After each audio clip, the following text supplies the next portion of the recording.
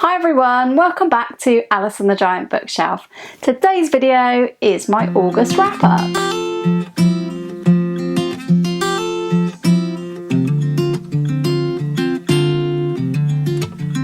Hi everyone, welcome back to my channel, or welcome if you are new. My name's Alice and I have way too many books, and today we're going to be talking about the many books I read in the month of August. Now August, as you will have been aware, was the month of Garbaugust this year. Garbaugust being the trashiest readathon ever to hit BookTube.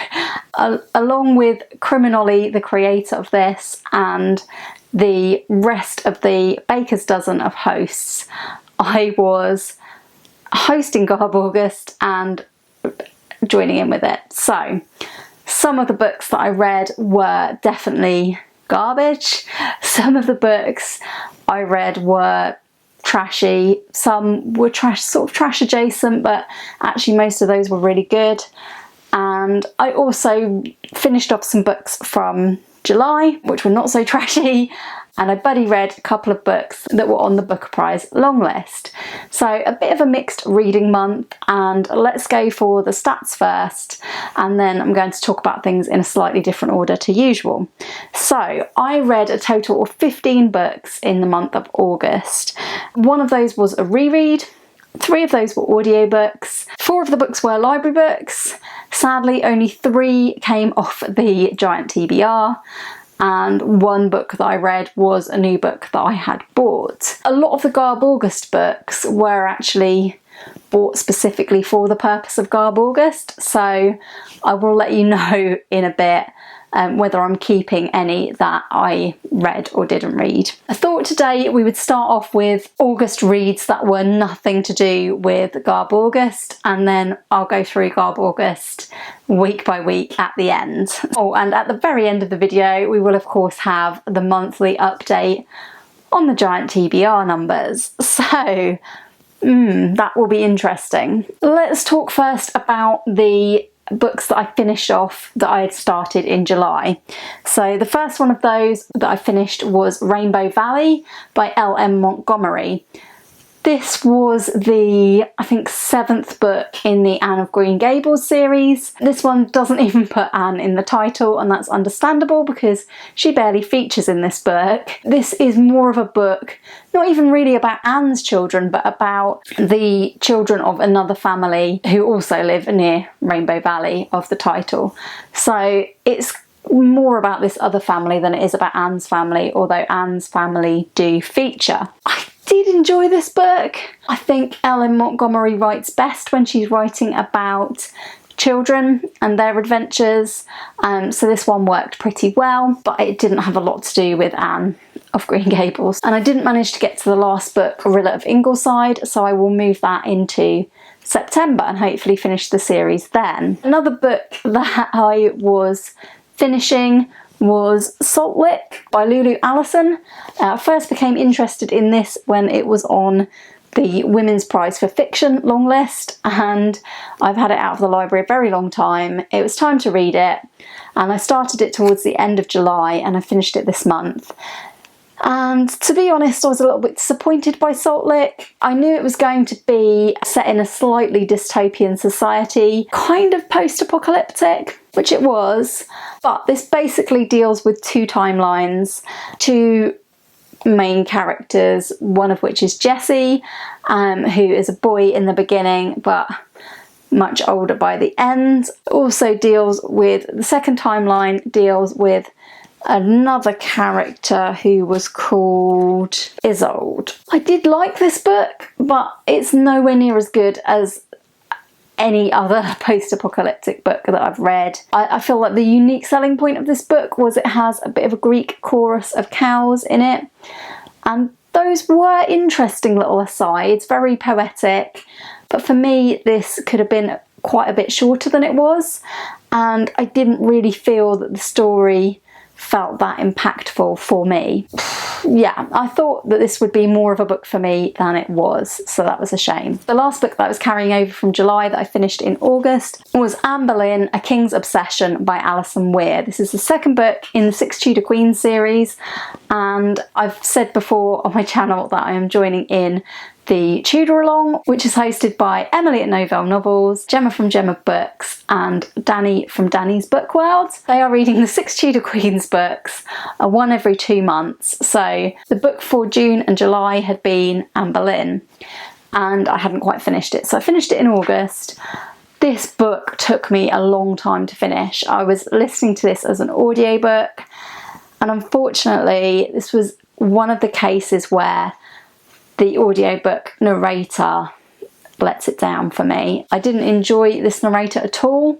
I think her normal voice was fine for like the basic text of this book. But she was reading incredibly slowly, and I know this because I normally listen to audiobooks on normal speed, on 1. But by the end of this, or like definitely through a large section of the middle, I was listening to this on 1.7 times speed, and I can't usually get myself to go above 1.3 and still understand it, so it was very, very slow. And my main complaint with it was the voices that she did.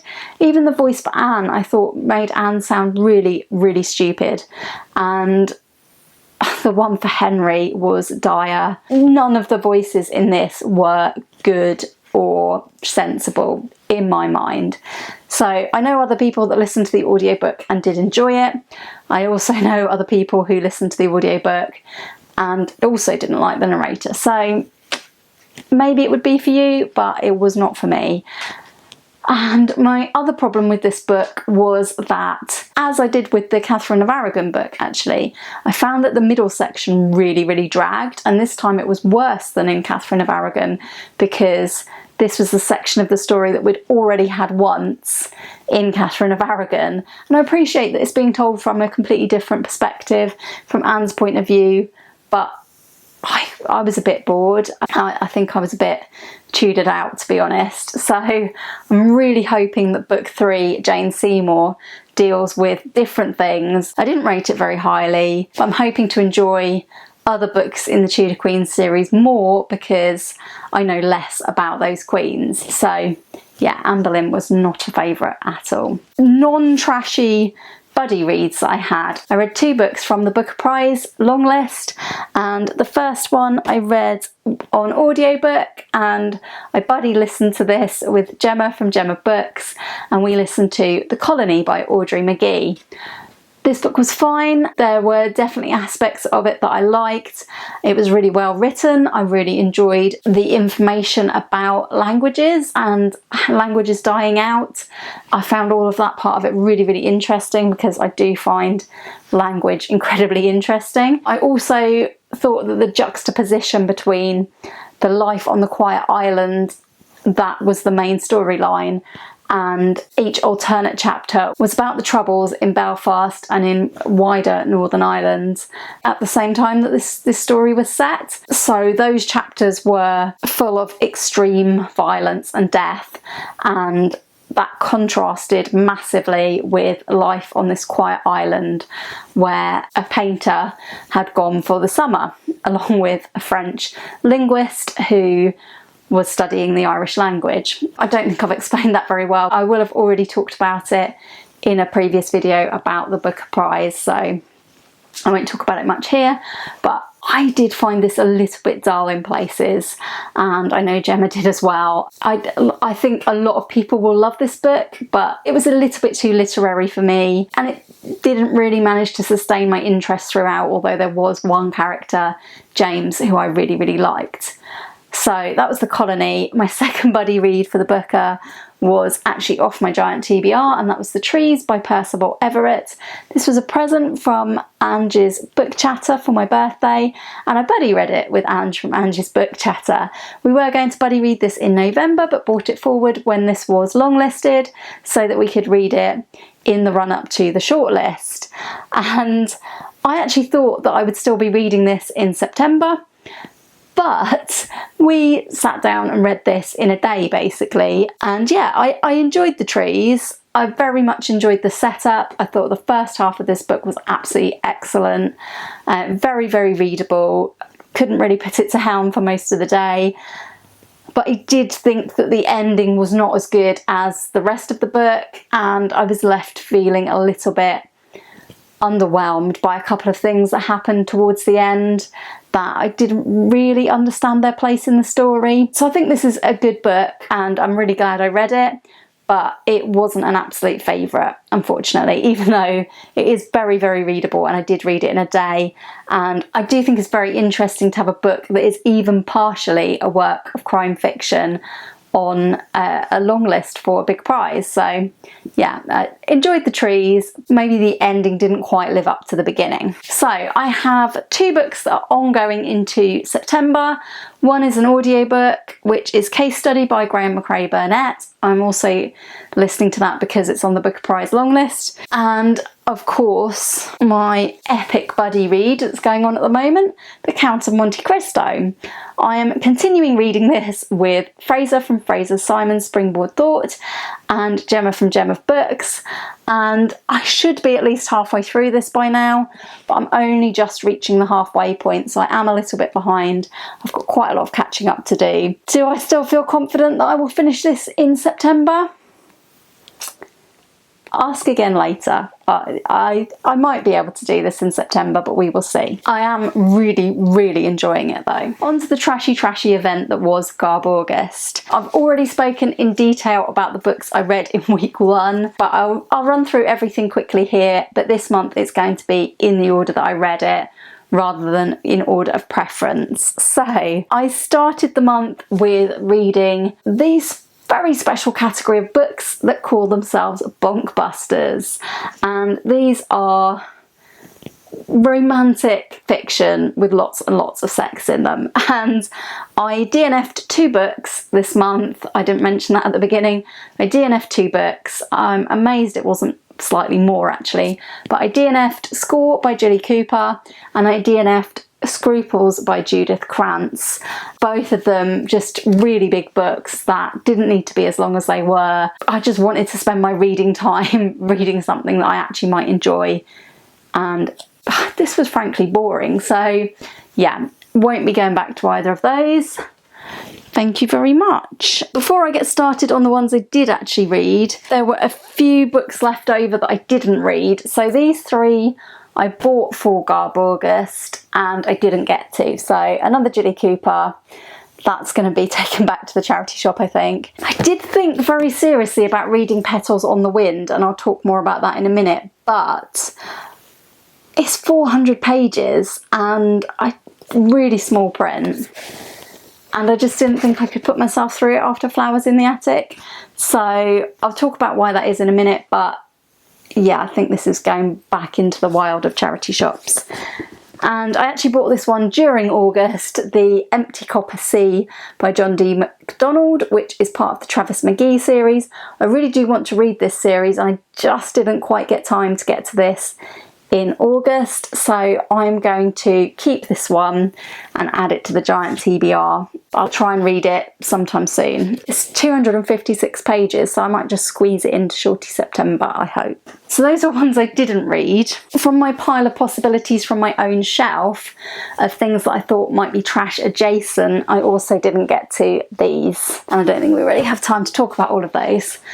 But let's go through what I did read. So I read Jackie Collins' The World is Full of Divorced Women, extremely trashy. I read Better Than Life by Grant Naylor from this Red Dwarf omnibus and thoroughly enjoyed it. This was a great novelisation of most of series 2 or 3, I would say, of Red Dwarf. Really funny book, so enjoyed that one. Then Garbaugust took a bit of a turn for me in week 2. I should have saved this for WTF week, but in fact started it in Vintage Week, and that is Flowers in the Attic by Virginia Andrews. I was buddy reading this with Jack from Spread Book Joy and Gemma from Gemma Books, and Gemma did bail on this buddy read, which is fine because it was dire. This is a really bad book. No judgments if you love this book, that's fine. I did not love this book, and it wasn't because of the content. Like, the content, it does get to a very disturbing place, but boy, does it take a long time to get there. And I was so bored. I was really not expecting to pick up trash and be bored, but this was boring trash. And it wasn't well written at all. It was written like a child at school would write in places. No, this was not for me at all, and not because of the content. By the time it got to any of the dodgy content, I was actually kind of hoping for dodgy content because it had been so boring. It's a book about children that are like locked away in the attic, and really the clue should be in that premise. Like, they are locked in an attic. It is boring. They are just whiling away the time doing absolutely nothing. I found that my first experience of Virginia Andrews extremely dull until the very end, where it got sort of good. Petals on the Wind is the sequel, and I did buy this for Garbaugust in case I wanted to read it. I did have the thought that I would read it because what I really wanted to see was some kind of revenge. I don't think I can put myself through it after how bored I was in this one. So I have read a synopsis online. I think that was probably enough for me, and I'm going to unhaul the book. Luckily this one was from the library, so it can go back. I also buddy read, partly in week 2, partly in week 3, Dolly Parton and James Patterson's book together, Run Rose Run. I was buddy reading this with Ange from Ange's Book Chatter and Dani from Dani's Book World. This was much more enjoyable than Flowers in the Attic, but it was not really what I thought it was going to be at all. I was expecting, especially from the James Patterson aspect of it, I was expecting this to really be a thriller, but for me this is more of a like rags to riches success story, sort of contemporary with a bit of romance thrown in. I could very much see like the Dolly Parton influence. I couldn't so much see the James Patterson influence. I thought, to be honest, that Dolly Parton has done a great job with this, if she has had masses of input into this, which from the sort of Nashville music scene aspect of this, I could definitely see Dolly Parton's input. I actually enjoyed more listening to the album of original songs that Dolly Parton had released to go with this. I enjoyed that a lot more than the actual book, but the book was fine. It was a standard sort of contemporary with a tiny dash of thriller thrown in. I wasn't able to fully suspend my disbelief during this book, but it is what it is, and this is an enjoyable book if you want to read about the Nashville music scene, if you want a sort of Dolly Parton vibe. Also, Ange recommended the audiobook because it does actually have Dolly Parton doing one of the voices, so I'm sure that would be very good, but I didn't listen to that. I also read, and I debated whether this was trash adjacent, but I bought it on one of my trash buying trips to the charity shops, so I thought I would see if this sort of cosy mystery is trashy. It's not trashy, it's very, very tame, but as you can tell from the title, books can be deceiving. There is a lot of puns going on in this cosy mystery series, and all of the sequels all have excellent pun-worthy names, such as Jew, as in due date, Jew or Die, Book, Line and Sinker, Read It and Weep, and On Borrowed Time. And those are the Library Lovers mystery series. I did enjoy this. It was quite fun, but for me it was a sort of throwaway cosy mystery, and I probably wouldn't go out of my way to find more from the series, although I did quite like the setting. The characters were okay. I quite enjoyed the librarian main character, although she was sometimes a bit on the silly side. This book was fine, good fun if you are just wanting to relax and read a cozy mystery. I've already talked about these two, but I reread Buffy the Vampire Slayer Immortal by Christopher Golden and Nancy Holder, and I read for the first time Buffy the Vampire Slayer Legacy Edition Volume 1 graphic novel. Talked about both of these in my Buffy the Vampire Slayer video, so I don't need to talk about them more here, but these were definitely two of my favourite reads of the month. There was an element of nostalgia in enjoying the reread of this, but at this point I am really wanting to read more Buffy. Highly enjoyed these ones. This next book I bought during my trips to look for trashy books, and I think this has got the trashiest cover of anything that I bought, I really do. But when I asked in the Garbaugust group if this was counted as trash, Ollie was very, very upset because this is one of his favourite authors. But I did read it. I did read it as a sort of trash adjacent book, and to find out if something with such a trashy cover could possibly be not trash. So I think it's trashy because there is underwear on the cover in an evidence bag. And the book isn't in itself trashy. I have read an Ed McBain book before about the 87th precinct. I do like this series and I did enjoy this book. I didn't think this had an absolutely amazing conclusion to the mystery, but I did quite enjoy the process, and I think that's partly the point of these sort of police procedural crime books. So this is not trash. It's probably not even really trash adjacent, but if you are reading these books, in a lot of ways they are of their time. At the opening page there is a girl on a ledge threatening to commit suicide, and it says, "She was a pretty girl, a young girl in her early 20s, with long blonde hair caught by the April breeze and whipped furiously about her face and head. Andy Parker, one of the sweet talkers sent over by the 87th squad, was wishing the girl would come in off the ledge so he could get a closer look at the full breasts beneath the sheer nightgown." So that isn't the last mention of people's breasts, and women are very much described in that sort of way throughout this book, but I do think that's part and parcel of this type of fiction from this sort of era. Don't go into Ed McBain not expecting a little bit of casual 60s sexism. But yeah, if you can look past that, which I could, it's a good read. They are enjoyable, pacey police procedural books. We're nearly at the end. Another one off my shelves was a House of the Night novel, Burned by PC and Kristen Cast. This is the 7th book in the House of the Night vampire series. I have read the first 6. These are kind of a YA vampire school series. It's about a character called Zoe Redbird who has gone to a vampire school. And this is me being incredibly judgmental. The first few were so bad.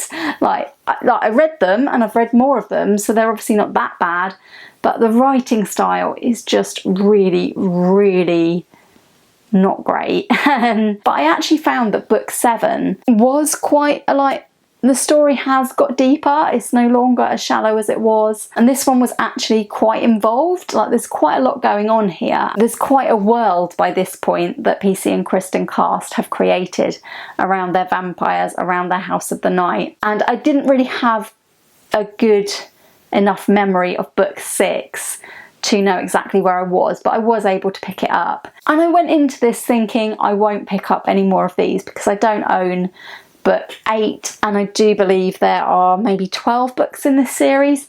However, the storyline has now reached a point where it's either so bad it's good, or these books have improved enough now and have got enough of a plot that I actually do feel quite intrigued to read more of these. They are the sort of book that you have to be in a certain mood to want to read, sort of YA vampire fiction. This one is one of the better entries in the series, I would say, although sometimes a bit too involved. I would pick up books 8 to 12 if I came across them. I would quite like to see this series out, but I won't be rushing out to get them because I have plenty of other series to read. But yeah, that was my penultimate read of Garbaugust. And my final read at the very last moment of Garbaugust, just when I thought all hope had gone of getting this book and reading it, my library finally got me in a copy of Go Ask Alice. This was published in the 1970s as an anonymous diary that was meant to be a true diary of a teenager, 15-year-old girl. It turned out later that that was all lies, and this was in fact the work of, I think her name's Beatrice Sparks. There was a whole big controversy about how this was fake. This was fine.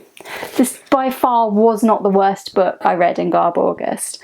When I was first reading it, And obviously it's meant to be the true diary of a 15-year-old, so it's not the world's best writing style. At first I was actually pretty bored by this. The main character sort of gets into drugs, and it goes through cycles of her being into drugs and off drugs.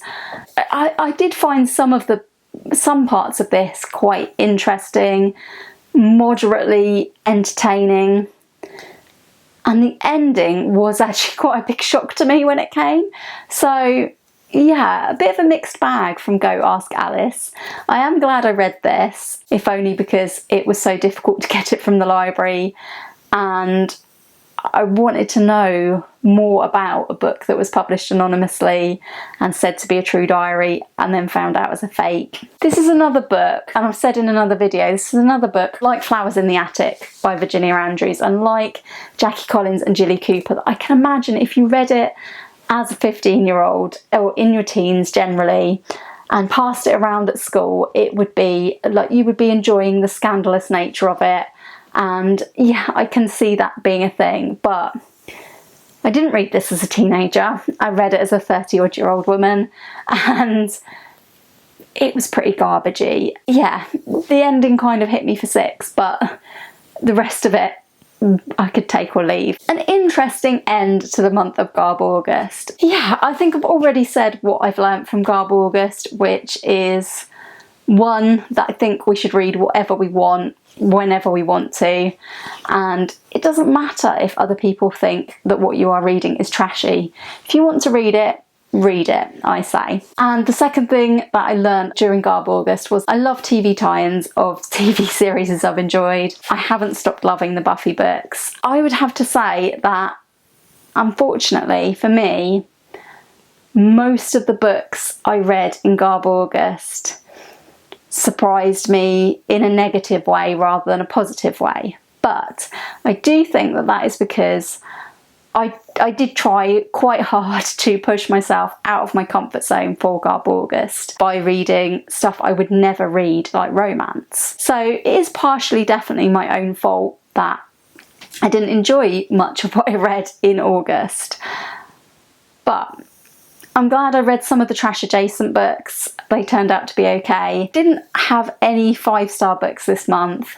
Had a couple of 4 stars, but I would say that those were definitely from the books that were not trash this month. So all that remains is to talk about the poor old giant TBR. So towards the beginning of August, I finally made a revisiting video to the giant TBR video that showed all of my books that I own that I haven't read.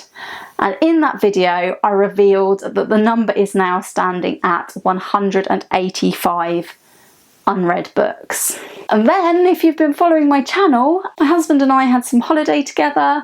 We went on various trips to various bookshops, some of which you've seen on my channel. I think I've had 2 book haul videos this month and 2 more books that I haven't shown yet in a haul video, but I showed one of them in my TBR for next month. There is one more book that I haven't shown yet that I bought on a trip to London for our wedding anniversary, and that was Ray Bradbury's Killer Come Back to Me, the collected crime stories. I didn't know Ray Bradbury had written anything in the crime genre until Art from Bookshelf Odyssey made a wonderful video last year about Ray Bradbury, and finding out that he wrote crime as well just made me like Ray Bradbury even more. And this was the first time I've ever seen any of his crime stuff in a bookshop, and it was in Hatchards in London, so I had to purchase this.